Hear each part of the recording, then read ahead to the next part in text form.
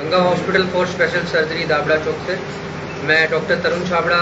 यहाँ पर spine surgery का मेजर काम होता है और ऑर्थोपेडिक हॉस्पिटल है।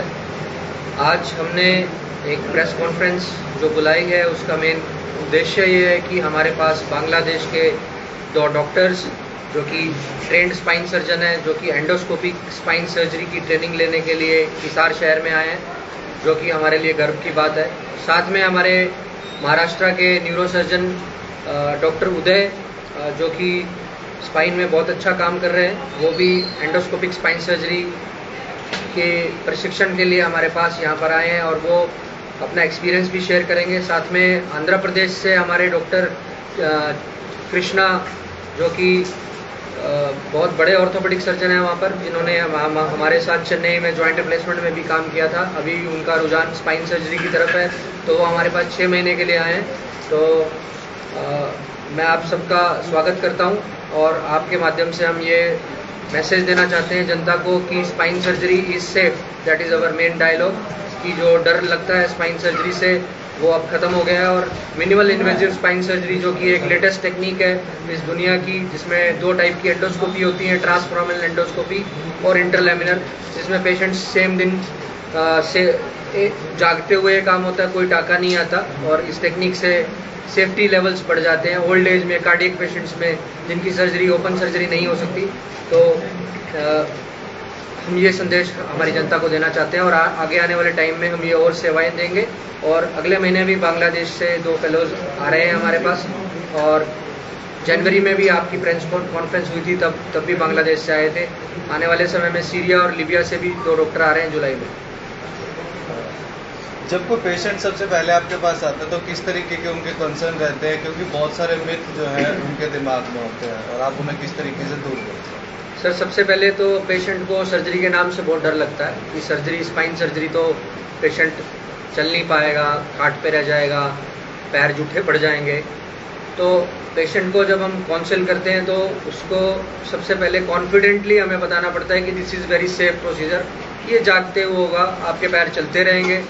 पेशेंट की जो प्रॉब्लम्स होती है वो कुछ इस प्रकार से होती है कि कमर का दर्द है जो कि ठीक नहीं हो रहा है, एक्सरसाइजेज से मेडिसिन भी ले ली हैं, 2 साल हो गए हैं, मैं ज़्यादा चल नहीं पा रहा, आगे झुकता हूँ तो दर्द होता है, वीडियो में सत नहीं रहना, पैरों में झुंझुनी आना और सुनपना रहना। इस प्रकार के जो डिसऑर्डर्स हैं वो यंग पीपल में डिस्क के डिसऑर्डर्स होते हैं, और ओल्ड एज में उनको लंबर कैनाल स्टीनोसिस बोलते हैं, जिसमें हमारी मेरुदंड दब जाती है हड्डियों के बीच में और डिस्क टिश्यूज़ के बीच में, जिसका इलाज ओपन सर्जरी के द्वारा कमर की चीर फाड़ी करके होता है। लेकिन हम जो सॉल्यूशन बताते हैं वो मिनिमल इन्वेजिव रहता है। तो पेशेंट आज ही मेरे पास 2 पेशेंट आए, अभी MRI करवा के उनको भी एक्सप्लेन करेंगे।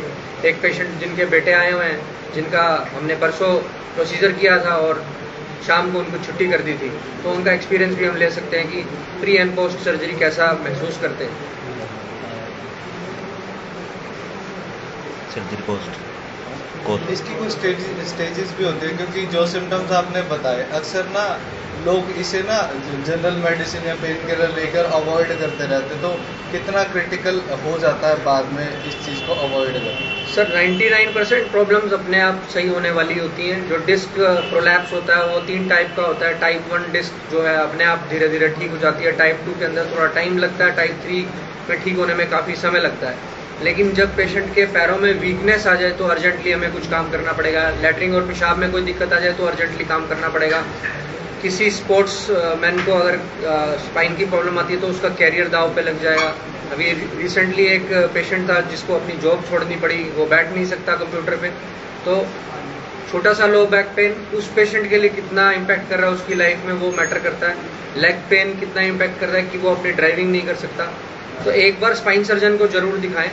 99% कंजर्वेटिव ट्रीटमेंट ठीक हो जाता है, लेकिन किस पेशेंट को क्या चाहिए वो देखने के लिए साइंस है इसके पीछे। ये नहीं कि सारी चीज़ें ही मेडिसिन से ठीक हो जाएंगी, ओवर द काउंटर ड्रग्स लेके, फिजियोथेरेपी लेके, नस दबवा के। एक बार ट्रेंड स्पाइन सर्जन से जरूर कंसल्ट करना चाहिए। डॉक्टर तरुण, ऐसे कौन से सिम्टम हैं जिन्हें अवॉइड नहीं करना चाहिए? अगर किसी में इस तरीके के सिम्टम आ रहे हैं तो उसको अवॉइड ना करके किसी अच्छे सर्जन को दिखाना चाहिए। देखिए, कमर का दर्द लंबा हो जाए तो हमें उसे इग्नोर नहीं करना चाहिए, क्योंकि अगर उसे इग्नोर करेंगे तो वो डिसऑर्डर परमानेंट हो जाएगा और मेंटली हरास करेगा पेशेंट को। जो कि सिंपल तरीके से पोस्चर कंट्रोल से, एर्गोनॉमिक्स से, कंप्यूटर कैसे देखना है, मोबाइल कैसे पकड़ना है, ये सारी नॉलेज, और फिजियोथेरेपी की नॉलेज, और walking is the best exercise, ये सारी चीज़ें उसको ट्रेन करनी है। तो इसको अभी हम प्रोग्राम करने वाले हैं, लो बैक स्कूल बनाने वाले हैं, जो कि चेन्नई में काफ़ी फेमस है, यूएस में फेमस है। लो बैक स्कूल के अंदर हम एजुकेशन देंगे कि कमर के जो जैसे कुछ आसन है जो रोज करने हैं, सुबह कैट एंड कैमल रोज करना है, सूर्य नमस्कार करना है फ्लेक्सिबिलिटी के लिए। तो इग्नोरेंस नहीं लेनी है स्पाइन के लिए, उसके लिए काम करना है, और ये हमारा मोटिव है। ये गंगा हॉस्पिटल के सक्सेस रेट क्या है मतलब? देखिए, हम इस चीज़ के डेडिकेटेड सर्जन हैं, और हमने जो ट्रेनिंग ली है बहुत दुनिया के हर कोने से जा के ली है। तो अभी रिसेंटली हम पराग गए थे, चेकोस्लोवाकिया में हमने स्पाइन के अंदर भी ट्रेनिंग ली थी, हांगकांग से ली है, बीजिंग से ली है, जापान से ली है। तो डिफरेंट फ्लेवर्स हमको पता लगता है कौन सी टेक्निक रहती है। तो हमारे सक्सेस ऑलमोस्ट 100% के आसपास आ जाती है। सक्सेस का मतलब कि पेशेंट का पेन रिलीफ कितना हुआ है, उससे भी हो सकता है पेशेंट का मेंटल स्टेटस क्या है, अगर साइकोलॉजिकली डिस्टर्ब्ड है वो कितने % आराम हो रहा है। तो surgically there is no complication that we can assure, because this is awake and aware surgery. Patient जाग रहा होता है इसके अंदर, कोई नस नहीं कटती, कोई मेजर कैटेस्ट्रॉफी नहीं होती। ये हमारे सक्सेस रेट्स हैं। जिन लोगों को सर्जरी से डर लगता है उनको क्या मैसेज देना चाहोगे? उनको यही मैसेज देना चाहते हैं कि सर्जरी जो है लास्ट ऑप्शन रहती है, लेकिन हमारे पास एक जो प्रोसीजर है that is known as endoscopic procedure, वही आज की डेट में सबसे लेटेस्ट प्रोसीजर है, पूरे वर्ल्ड में उसी का चलन है। आने वाले टाइम में ओपन सर्जरी खत्म हो जाएगी, जैसे जैसे स्पाइन सर्जरी की ट्रेनिंग बढ़ेगी एंडोस्कोपी की, तो आने वाला फ्यूचर एंडोस्कोपिक स्पाइन सर्जरी का ही है। डॉक्टर साहब, क्या वजन बढ़ना कमर दर्द का एक कारण हो सकता है? बहुत बिल्कुल, जो हमारा एब्डोमेन है अगर उसका साइज बढ़ता है तो हमारी स्पाइन के ऊपर पूरा प्रेशर पड़ता है, और हम आगे झुकते हैं तो लीवर आर्म का एक्शन पड़ता है, जिससे डिस्क टिश्यूज पे, नर्व टिश्यूज पे, बोन्स पे प्रेशर आता है। तो कोर एब्डोमिनल मसल्स हमारी स्ट्रॉन्ग होनी चाहिए, बैक स्ट्रॉन्ग होनी चाहिए, हमारा पोस्चर सही होना चाहिए। वेट रिडक्शन के लिए walking is the best exercise. पानी खूब पीना। आजकल हम इतनी गर्मी हो रही है, 48-49 डिग्री है, तो जो टेम्परेचर है उसके कारण भी हमारे डिस्क पे काफ़ी प्रेशर पड़ता है, क्योंकि डिस्क डेसिकेशन हो जाती है, बॉडी डिहाइड्रेटेड रहती है। तो हमें हाइड्रेशन पे काफ़ी जोर देना चाहिए।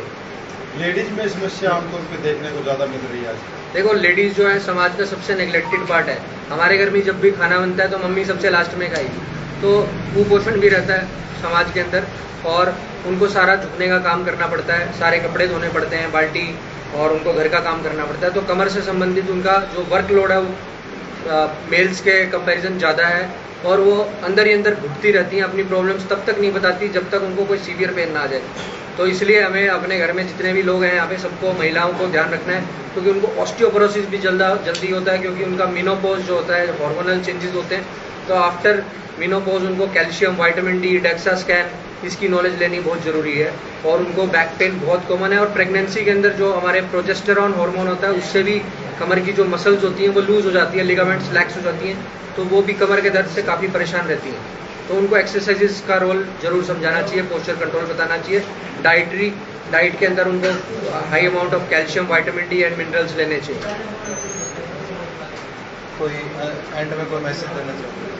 सर, हम आपको ये मैसेज देना चाहते हैं कि पूरे समाज में ये इन्फॉर्मेशन चली जाए कि इससे डरने की ज़रूरत नहीं है, this is very safe, and एक बार कंसल्ट जरूर करें, और इससे डरे नहीं, दिल में घुटते ना रहें, दवाई ले लेके अपनी किडनी और अपने सारे ऑर्गन्स पे डैमेज ना करें, जबकि एक बहुत सिंपल सॉल्यूशन है इसके लिए।